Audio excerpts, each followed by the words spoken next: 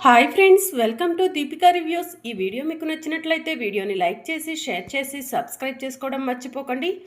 హాస్పిటల్లో ఉన్న శ్రీకర్కి వేదవతి ఫోన్ చేసి, శ్రీకర్, అవనిని హాస్పిటల్లో అడ్మిట్ చేయటం పూర్తయిపోయింది కదా, ఇంకా నీకు అక్కడేం పని, ఇంటికి వచ్చేయి అని చెప్పి వేదవతి చెప్తూ ఉంటుంది. సుజాత గారికి ఫోన్ చేశాను, సుజాత గారు రాగానే వచ్చేస్తానమ్మా అని శ్రీకర్ చెప్తూ ఉంటాడు. సుజాత వచ్చే వరకు నువ్వు అక్కడే హాస్పిటల్లో ఉంటే నా చెల్లెలను నువ్వే ఏదో చేశావని చెప్పి ఆ సుజాత నీపై నింద వేస్తుంది శ్రీకర్. నువ్వు ఇంటికి వచ్చేయి అని చెప్పి నిహారిక చెప్తూ ఉంటుంది.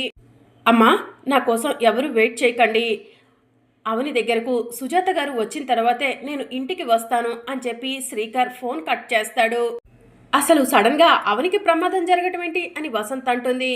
నిజంగా ప్రమాదం జరిగిందో లేకపోతే శ్రీకర్కి దగ్గర అవ్వటం కోసం అవని యాక్టింగ్ చేస్తుందో అని నిహారిక అంటూ ఉంటుంది. ఇక చాలు ఆపమ్మా, నా మేనకోడలు అవని గురించి అలా తప్పుగా మాట్లాడకు అని చెప్పి ప్రసాదరావు చెప్తూ ఉంటాడు.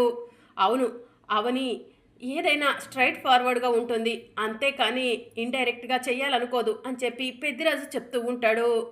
పెద్దయ్య గారు, పెద్దిరాజు సార్ చెప్పిందే కరెక్ట్ అనిపిస్తుంది, అవని గారిని నేను చాలాసార్లు చూశాను, ఆ మనస్తత్వం ఏంటో నాకు బాగా అర్థమైంది అని అర్చన చెప్తూ ఉంటుంది. ఇన్ని రోజులుగా మాతో పాటు ఇంట్లో ఉన్నది మాకే అర్థం కాలేదు, నీకు అర్థమైందా, ఇక చాలు ఆపు నీ ఓవర్ యాక్షన్ అని చెప్పి శౌర్య అర్చనను అంటూ ఉంటుంది. అయ్యో రమ్మా, నా మనసు కనిపించింది, నేను చెప్పాను అని చెప్పి అర్చన అంటూ ఉంటుంది. ఇంకా అర్చన తన రూమ్లోకి వెళ్ళి, అమ్మ భవానీ, అమ్మకు ప్రమాదం జరిగిందంట, ఇదేనా అమ్మ, అమ్మకు ప్రాణగండమని నువ్వు తాళపత్ర గ్రంథాల్లో రాసి ఉంచావు, అమ్మకు ఏం జరగకూడదు భవానీ అని చెప్పి అర్చన అమ్మవారికి నమస్కారం చేసుకుంటూ ఉంటుంది. దేవుడా, అవనికి ఎలాంటి ప్రమాదం జరగకుండా నువ్వే చూడయ్యా అని చెప్పి పెద్దిరాజు కూడా దేవుడికి దండం పెట్టుకుంటూ ఉంటాడు. అవనికి నిజంగా ప్రమాదం ఎలా జరుగుంటుంది, మన వికాస్ గాడే ఏమైనా ప్లాన్ చేసి ఉంటాడా, అటాక్ చేసి ఉంటాడా అని చెప్పి నిహారిక కృష్ణబాబులు ఆలోచిస్తూ ఉంటారు. మనం ఆలోచించటం కన్నా వికాస్ గాడికి ఫోన్ చేస్తే విషయం ఏంటో తెలుస్తుంది కదా అని నిహారిక అంటుంది.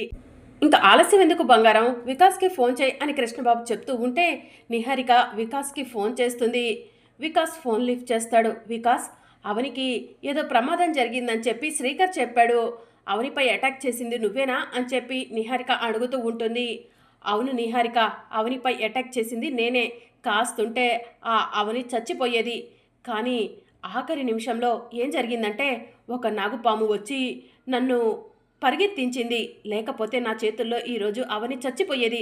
అసలు అవనికి ప్రమాదం జరుగుతుందంటే నాగుపాములు ఎందుకు వస్తున్నాయి, అవనికి అక్షయ్కు సహాయం చేయడానికి నాగుపాములు ఎందుకు వస్తున్నాయి అని చెప్పి వికాస్ అంటూ ఉంటాడు. ఎందుకంటే ఆ అమ్మవారి కృప వాళ్ళపై ఉంది కాబట్టి అని చెప్పి నిహారిక చెప్తూ ఉంటుంది.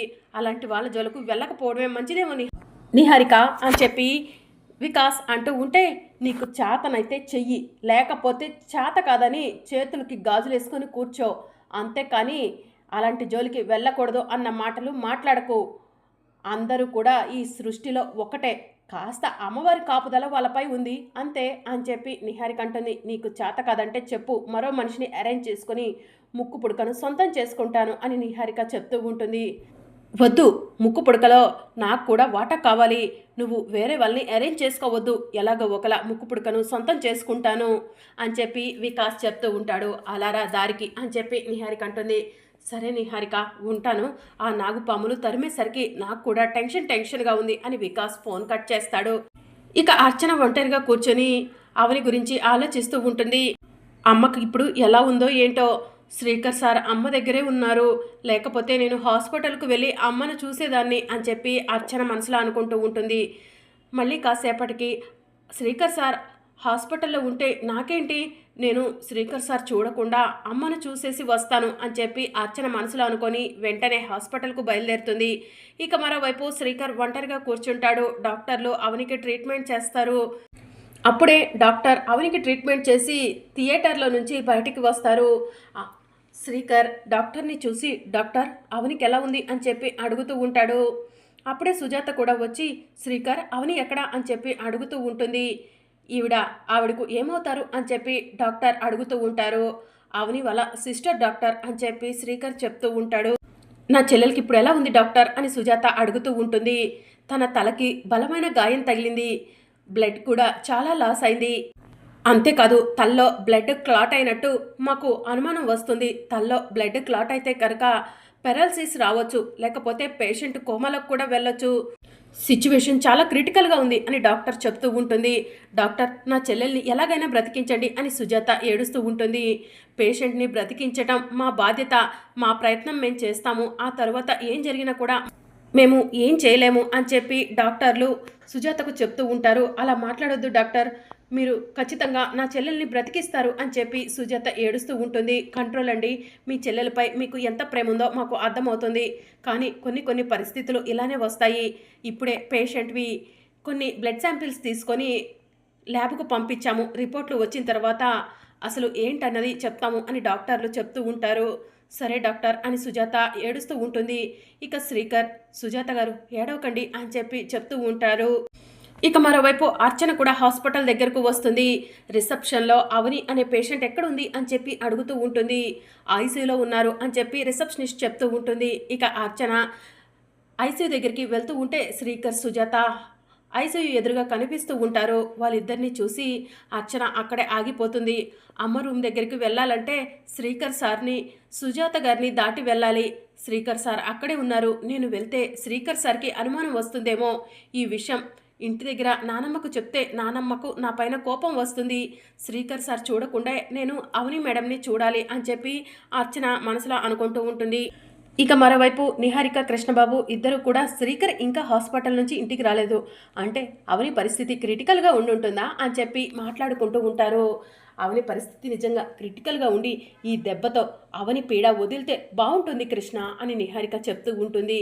మనం మొదటి నుంచి కోరుకుంటుంది అదే కదా బంగారం.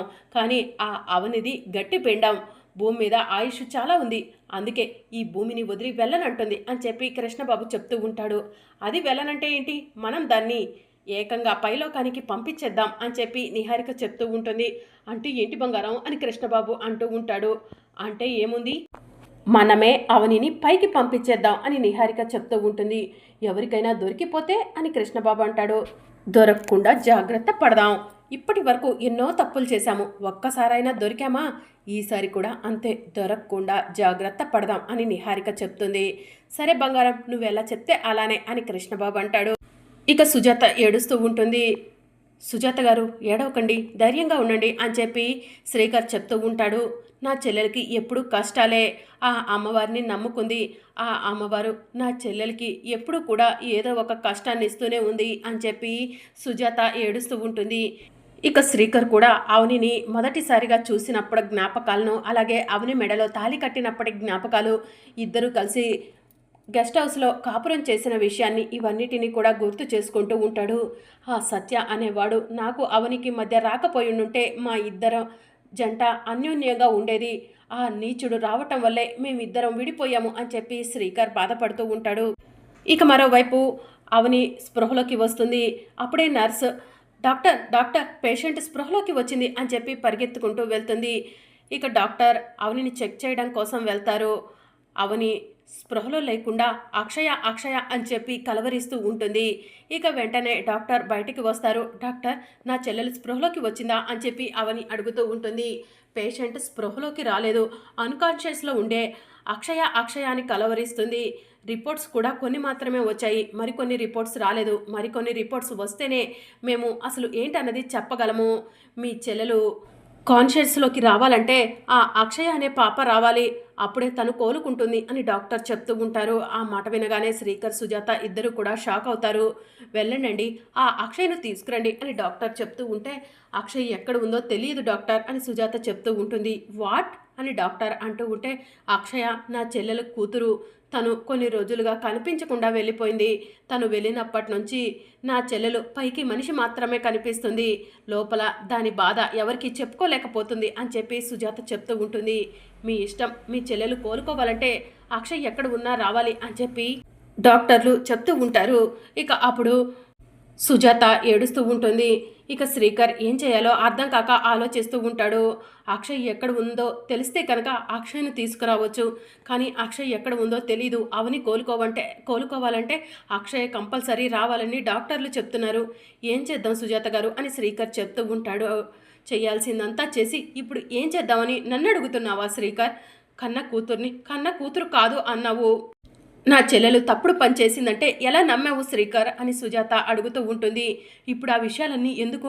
అక్షయ్ ఎక్కడ ఉందో ఎలా తెలుసుకోవాలి? అక్షయ్ను అవని దగ్గరికి ఎలా తీసుకురావాలి అని చెప్పి శ్రీకర్ అంటూ ఉంటాడు. అంతా ఆ దేవుడిపై భారం వేయటం తప్ప ఏం లేదు అని చెప్పి సుజాత చెప్తూ ఉంటుంది. ఇక సుజాత హాస్పిటల్లో వినాయకుడు విగ్రహం ఉంటే వినాయకుడు విగ్రహం దగ్గరికి వెళ్ళి, స్వామి, నా చెల్లెలు ఎవరికి ఎలాంటి అపకారం చేయలేదు, చాలా మంచి మనసు దానికి ఎందుకు స్వామి ఇలాంటి కష్టాలు ఇస్తున్నావు? నా చెల్లెల్ని కాపాడు స్వామి అని చెప్పి సుజాత దేవుడికి నమస్కారం చేసుకుంటూ ఉంటుంది. ఇదంతా కూడా అర్చన చాటుగా ఉండి చూస్తూ ఉంటుంది. శ్రీకర్ సార్ ఐసీయూ నుంచి కదలట్లేదు. శ్రీకర్ సార్ కూడా పక్కకు వెళ్తే అమ్మ దగ్గరకు వెళ్ళి నేనే అక్షయ్ను అని చెప్పి అమ్మ ప్రాణాలు కాపాడుకుంటాను అని చెప్పి అర్చన మనసులో అనుకుంటూ ఉంటుంది. కానీ శ్రీకర్ సార్ ఎలా పక్కకు వెళ్తారు అని చెప్పి అర్చన ఆలోచిస్తూ ఉంటుంది. ఇక అప్పుడే శ్రీకర్ ఫోన్ రింగ్ అవుతూ ఉంటుంది. శ్రీకర్ ఫోన్ లిఫ్ట్ చేసి హలో హలో అని చెప్పి అంటూ ఉంటే శ్రీకర్కి ఫోన్లో మాటలు వినిపించవు, సిగ్నల్స్ లేవనుకుంటా, జస్ట్ ఏ మినిట్ బయటికి వచ్చి మాట్లాడతాను అని శ్రీకర్ ఫోన్ తీసుకొని బయటికి వెళ్తాడు. అర్చన అది గమనిస్తుంది. వెంటనే ఐసీయూలోకి వెళ్తుంది. అవని అక్షయ అక్షయ అని చెప్పి కలవరిస్తూ ఉంటుంది. ఇక దాంతో అర్చన ఒక్కసారిగా కుంగిపోతుంది. అమ్మను ఎలాగైనా కాపాడుకోవాలి, అమ్మను కాపాడుకోవాలంటే అర్చనగా ఉన్న నేను అక్షయ్గా మారిపోవాల్సిందే అని మనసులో అనుకొని అమ్మా అని చెప్పి పిలుస్తూ ఉంటుంది. ఇక అవని అన్కాన్షియస్లో ఉండే అమ్మ అక్షయ అని చెప్పి అంటూ ఉంటుంది. అవునమ్మా, నేనే నీ అక్షయ్ను, నీ కోసం వచ్చాను, ఒక్కసారి కళ్ళు తెరువమ్మా అని చెప్పి అర్చన పిలుస్తూ ఉంటుంది. అవని మెల్లగా కళ్ళు తెరుస్తూ ఉంటుంది. అవని కళ్ళు తెరిచేసరికి ఎదురుగా అర్చన ఉంటుంది. నా అక్షయ ఎక్కడా అని చెప్పి అవని అర్చనను అడుగుతూ ఉంటుంది. అమ్మా, నన్ను క్షమించు, నేనే నీ అక్షయను, నిన్ను నానమ్మను కలపడం కోసం ఆ అమ్మవారి సహాయంతో అర్చనగా మారాను అని చెప్పి అర్చన చెప్తూ ఉంటుంది.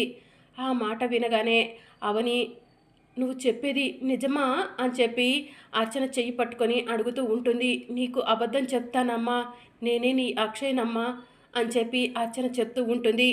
మరి అప్కమింగ్ ఎపిసోడ్లో ఏం జరగబోతుందో తెలుసుకోవాలనుకుంటున్నారా? అయితే ఛానల్ను సబ్స్క్రైబ్ చేసుకొని సపోర్ట్ చేయడం మర్చిపోకండి. Thank you for watching.